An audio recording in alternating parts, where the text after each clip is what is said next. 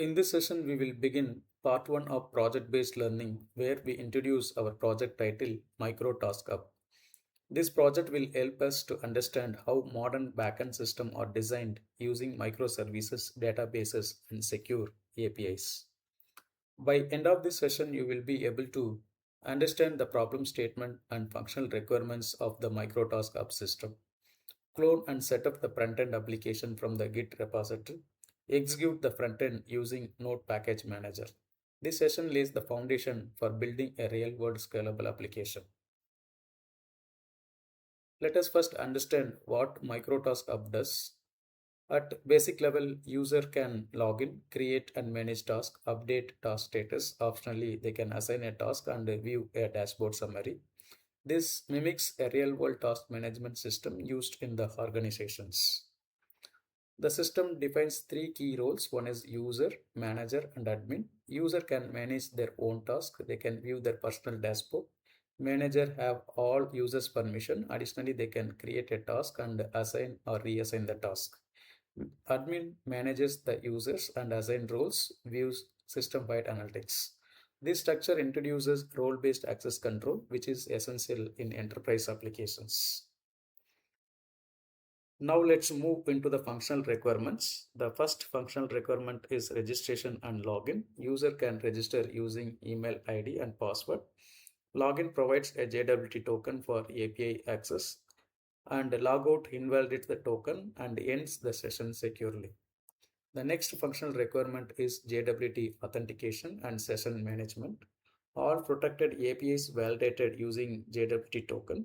Session state is stored securely. The system supports token expiration and revocation for logout. This ensures secure authentication and session handling. The next functional requirement is role-based access control. Access is controlled based on the user roles such as users, manager, and admin. Admin shall be able to assign and update roles. Managers shall able to access a task level resources only. All role-based access decisions shall be enforced from server side, not in the user interface.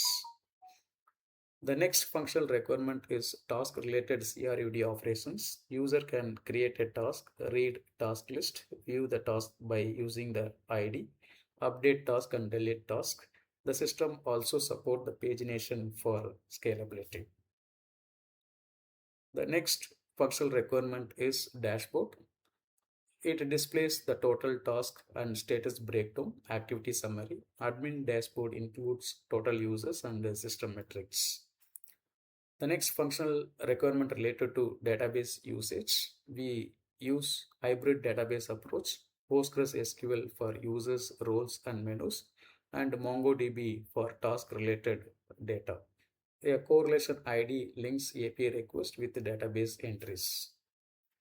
The next functional requirement related to microservice. We must decompose the monolithic architecture. So the system is divided into three microservices. One is gateway service, core service, and task service. This follows distributed architecture principle, improving scalability and maintainability. The next functional requirement is secure data access with object relational mapping and JPA query patterns. The system shall access the database using ORM and JPA queries. It shall prevent the SQL injection and also implements the repository service layers to keep operations centralized and testable. The next functional requirement is error handling with HTTP status codes, and response includes the error code, message, correlation ID.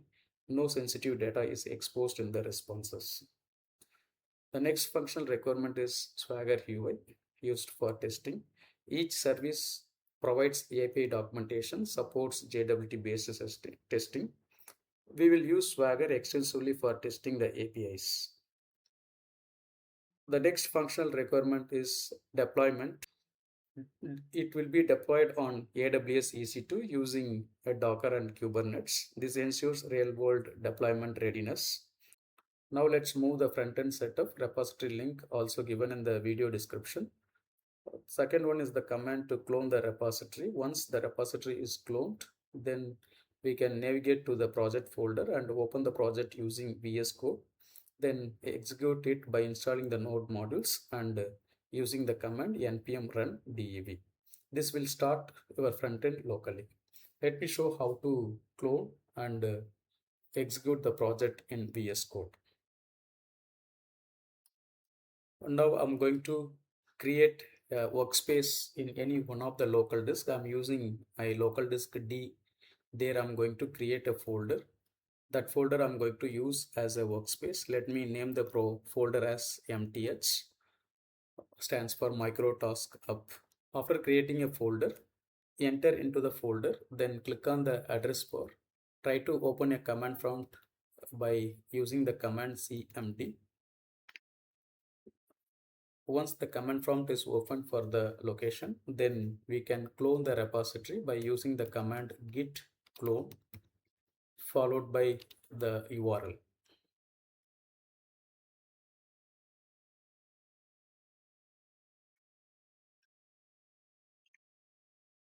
Now the cloning process is completed. Then close the command prompt and go to the location.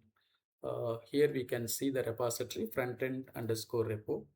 Inside there is a version 1 for frontend. Open version 1. There is a project folder. So open the project folder, then click on the address bar, open this project folder in VS Code by using the command cmd, then code space dot. Now the project is opens in VS Code. Then we can add a terminal for execution.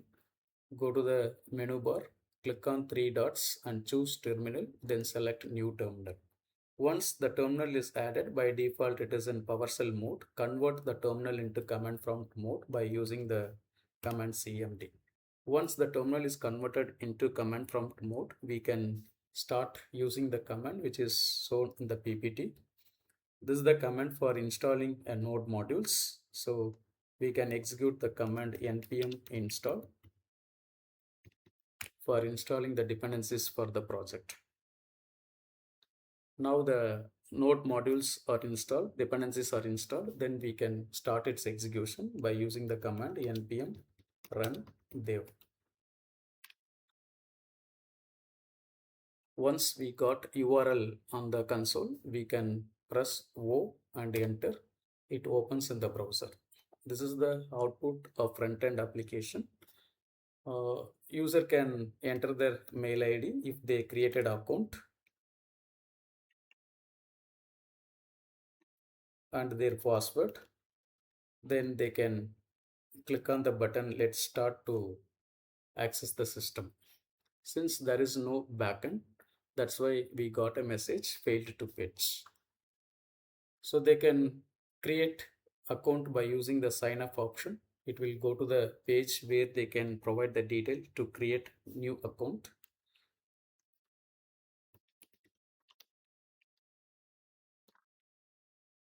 So once all the details are entered, there is a button for creating a new account into the application. If they click on the register button, it will connect with backend. Since there is no backend implementation as of now, we are getting the error failed to fetch. Once the backend implementation is done, it will connect with the backend. So as of now in this session, we have understood the microtask of problem statement and explored its architecture and functional requirements, learned how to set up the front-end application. In the next session, we will move into the back-end implementation using Fast API and microservices.